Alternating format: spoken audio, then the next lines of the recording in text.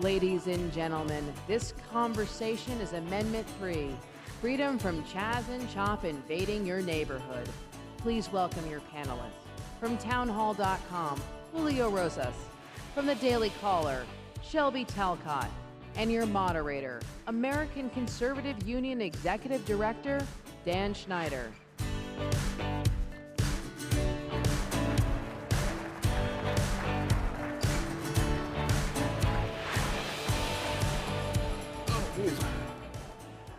We've been covering election integrity, but the area that we've actually covered even more, and I wish the press would actually acknowledge this, is the First Amendment, the Second Amendment, et cetera, all the way through the 10th, the Bill of Rights to the US Constitution. What we've discovered is that the modern left hates almost every single one of the enumerated rights in the Bill of Rights. We as conservatives believe in the rule of law, and we understand that our rights come to us from a creator, and that they are our rights, and it's the role of government to help protect those rights, not to take those rights away. Today, now, we're going to be covering the Third Amendment to the US Constitution. No soldier shall, in time of peace, be quartered in any house. Now, many people say, well, that's not very relevant today. The US government doesn't quarter soldiers in people's homes. That only happens in faraway countries where things are really bad. That's why we had the Third Amendment at the beginning, because we wanted to make sure that government did not abuse those rights. But what most Americans do not recognize is that we have an example just in the last 12 months here in the United States where the Third Amendment was violated. CHAZ and CHOP. It started in Seattle, moved to Portland, went to Minneapolis and other places where individuals decided they were going to create their own autonomous zones, where they were going to claim, we have our own little country here in Portland, in this area. And what's the first thing those people did when they declared themselves autonomous and they created their own little armies? I've got Julio here, who is a Marine. Julio, what's the first thing they did? And by the way, Julio, you were the first reporter on the ground, right? Well, I would say that I was the first conservative media reporter on the ground. Okay, you're the first real reporter on the ground. You said it, not me. Okay. So what happened? What's the first thing they did when they declared this autonomous zone? They definitely believed in strong border policy with walls. That was one thing. The other thing was that they helped establish guard shifts to keep out white supremacists in from the area. And really, it was kind of interesting to see because that first day, there wasn't much going on because the police had just evacuated the East Precinct the night prior. And the reason why that this is an important discussion is because CHAZ was born out of riots. They were rioting outside the East Precinct on a daily basis. Just came back from Minneapolis covering that whole chaos, and it was the city government surrendered, essentially, that area to these rioters, which then became occupiers. Well, this is, in fact, the constitutional point. The city and the state ended up actually supporting these people who took control, declared themselves autonomous, essentially their own quasi-country. And the first thing they did was take people's private property. They took people's homes. They quartered their soldiers in people's homes, contrary to the Third Amendment to the US Constitution. How long were you there by yourself? I was there for about a week, and thankfully, the great people at the Daily Caller and their field team, they came, and so I left because I was pretty tired at the end of it, and so they covered the second week, and it was just really interesting to see how it evolved just in that first week, because in that it became CHAZ to CHOP, the 10th city grew. I saw Raz Simone, who was the warlord on that kind of first full night, and that whole craziness that happened, but just from right off the bat, I could tell that this was not going to end well. And unfortunately, I was proven correct with a lot of crime, deaths. And so just in that first week, you can tell that this was not going to have a happy ending. And it could have been avoided if the city government actually wielded its power to protect, because there was about 4 or 5 apartment complexes inside that zone. Right. And the people were, they didn't ask for that. So CHOP. Capitol Hill occupied protest. Occupied. These were occupiers. Did they safeguard the the health and the lives of people? Shelby? Yeah, so we actually at the Daily Caller spoke to a few residents inside this zone who weren't willingly, they weren't willing participants of this occupation, and they were terrified. So I think people didn't realize how many residents lived in this area and how many businesses were in this area. And we spoke to these people and they were scared. And one of them actually was literally about to move because of this zone, because police couldn't get in, and that is a danger.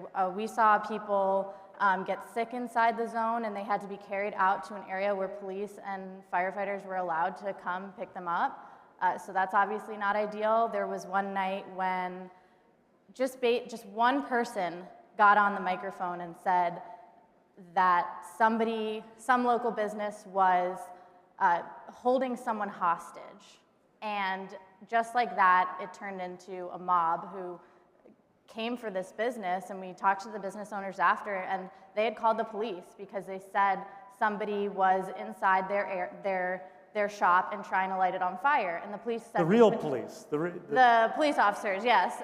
And they said that they couldn't come and they couldn't help them. And the result was their fence got torn down. They had to deal with this mob. And I think it shows that when law and order breaks down, it is really dangerous. Well, and I keep on turning back to the Constitution. What is so disturbing to me in all of this is both state government, elected by the people, and city government, the mayor, the governor, elected by the people, the commissioners, the council members, elected by the people. They're supposed to be representing all the people, and they walked away.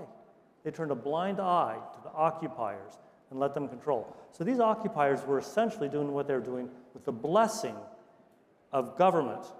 In fact, which governor was the one who said this was going to be like Woodstock and we're going to— Summer of Love. The mayor of Seattle, Jenny Durkin, Summer of Love. I was about to do a Fox hit, and the camera guy told me what she had just said on Fredo's show, and I was losing my mind about it because I had already seen vigilante mob justice that targeted this one individual who was accused of stealing a cell phone. It turns out he didn't, but they were threatening him with violence. They said, if you're truly innocent, why are you running away from us?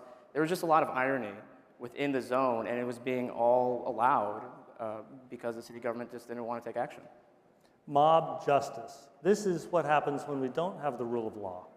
We have government officials whose responsibility is to uphold the law, to uphold the U.S. Constitution, to protect people's private property, to make sure that autonomous zones don't confiscate people's property against their will. Yeah, you can't, I don't think it's controversial to say that you can't have an area where police are not allowed, where people live and work, all together. I don't see how that's really a controversial take personally. But I also think it's, Julio and I were discussing this earlier, it's a little bit the fault of the media as well, because there were reporters there from various publications, but the big thing we saw was they'd go into this area or just report from right outside of it for 5 minutes, 10 minutes, and then they'd go away. So of course, there were peaceful times in this, right? 2 o'clock in the afternoon, it was fine. But the idea of a takeover is that it's 24 hours. And so it's important to not just get the things happening at 2 p.m., but to get the things happening at midnight and at 1 a.m. because there are people living in this area, there are people working in this area, so that's part of the story as well that I think wasn't getting told. And that was the frustrating part, because just to provide an example, CNN's Oliver Darcy, he reported that, if you're just listening to right-wing media, you're getting the impression that Antifa took over 6 city blocks, which was true, but the reason why he said it wasn't accurate to say that was because he spoke to the mayor's office, and the mayor's office said they hadn't dealt with any of those groups. Well, that's because those groups hate the mayor. They're not going to want to work with her. They want to get rid of not just the police, but the entire city government, and he was writing that from New York City. I'm not aware that he was in CHAZ, and so we saw that again and again throughout the various riots that we covered, where it's mostly peaceful, fiery, but mostly peaceful Kenosha. And that's just really aggravating, because not only are they're just gaslighting not just the rest of the country, but the actual American citizens that were just the victims of when complete law and order collapsed. And it just wasn't just CHAZ, but it was a lot of other cities, and a lot of people got hurt. And they're just saying don't believe conservative media because they have an agenda. Well, our agenda is to report the facts on the ground. Right. And I like to think that we did that. Yeah, that Time magazine, and everybody here should have gotten an email from us a couple days ago with the Time magazine article written by a very liberal reporter, and it had all kinds of spin on it. But it was the first time that the liberal media actually acknowledged what happened in this last election. You know, it was a coordinated attack on election laws to take down those laws and alter not only the process of voting, but then the outcome of the election itself. And the media was implicated in this clearly by suppressing stories like this. You know, the so-called mainstream media just would not cover it. I remember, and of course that was the time when we kept on hearing the term mostly peaceful protests. And there was I remember watching a TV news reporter saying mostly peaceful protests, and right as he was finishing that, you know, a bomb exploded behind him. Yeah, I remember one of the chyrons was, what was it, fiery but mostly peaceful protests. So, I mean, the thing is, you really just have to look at our reporting, at some of the independent journalists' reporting, and there's videos. We provide videos. I was basically live tweeting the hours and hours that I was inside CHAZ and I was inside these other areas throughout the year, and it gives you a really good sense of like, yeah, you know what, sometimes this is peaceful, but a lot of times it's not. And when you have an area like CHAZ where multiple people end up getting shot and people died in the area with these shootings, it's clearly not peaceful.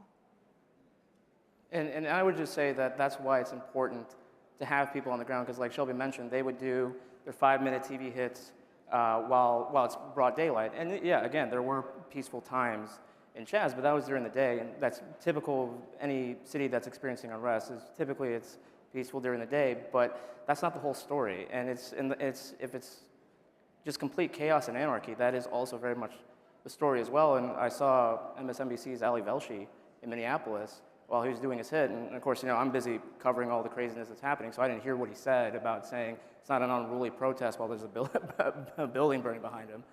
But once I found out, I was just, are you kidding me? Like, it was a riot. It was just, you know, and the thing that I really want people to understand is that what we experienced last year, a lot of the people that were hurt were minorities. In CHAZ, a lot of business owners were minorities, and to this day, they're still getting harassed because they were the few who spoke out against what happened because they were being extorted, they were being threatened. They was like, you have to support this little zone that we're creating, and it was hurting their business because it was getting unsafe as time went on. And now that the national media has kind of gone away from it, they're kind of by themselves. And of course, you know, the city council refuses to acknowledge any of the bad stuff that happened in CHAZ, and it's just a really sad and unfortunate thing that, you know, as a minority myself, there's just been a lot of people of color who were hurt as a result of this. It had nothing to do with George Floyd or Jacob Blake, and yet that outrage was taken out on them, and they're often left by themselves. Just horrible, just horrible. Well, Julio, Shelby, I watched your coverage and read your pieces. They were really amazing. I watched you being interviewed then by some of the big outlets. Do you have any final thoughts for us about protecting our rights and what it means, you know, when thugs take over? I think it's clearly, you know, the videos that we took and the coverage we got throughout the whole year, not just at CHAZ, sort of speaks for itself. And all you really have to do, I think, to get an accurate depiction of what's going on is find these people like we were, who are on the ground actually putting in the hours and the effort, and it'll help paint a better picture, but it's very clear that something better could have been done earlier and people wouldn't have died inside CHAZ. Yeah, I would just say that just as a general, you know, the federal government is only so much. Like what we saw across the country was local and city and state government. So it just highlights the importance to not just pay attention to the national elections, but also the local and state, because when stuff hits the fan, you know, it's a really real chance, and unfortunately we saw that, where they'll abandon you. And so it's up to you to provide for yourself, provide for your safety. And so, you know, we have rights, use them. Julio Rosas, Shelby, Talcott, if you aren't reading them, you're really missing out. Thank you so much. Thanks for having us.